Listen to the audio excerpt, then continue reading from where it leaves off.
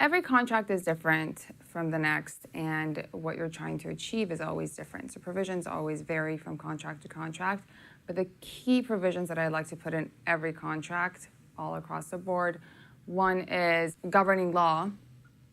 If it's in California, I always put California, or I usually, even if it's in other states, I usually put California because we're familiar with the laws of this state, and we want to make sure that there is no surprise in what state ends up being the governing law.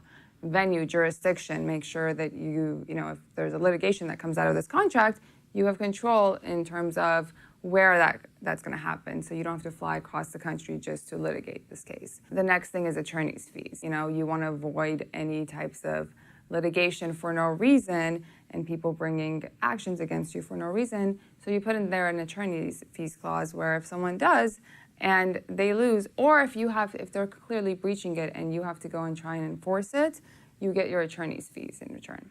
A lot of contracts I like to put confidentiality, especially when the terms of the deal are sensitive. So I put in a confidentiality provision where the other person can't go and publicly talk about this contract and the terms, especially if it's a settlement agreement. Another really big one is indemnification. So you want to be able to protect your client from any potential, misrepresentations or fraud that was done by the other party in this contract. So if they misrepresented something, then you get indemnified by them. And if someone else comes and sues you as a result because of their fraudulent statement to you, you get indemnified. So that's usually very big.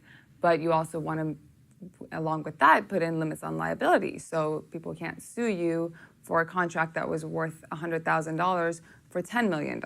So you want to put those limits on liability and make sure that, you don't ever end up, especially if it's an asset purchase agreement or any kind of a sale, and you're the seller and you get only $100,000 or $50,000, but then they can sue you for up to $10 million. That's a big problem. So you want to limit it to the money that was involved.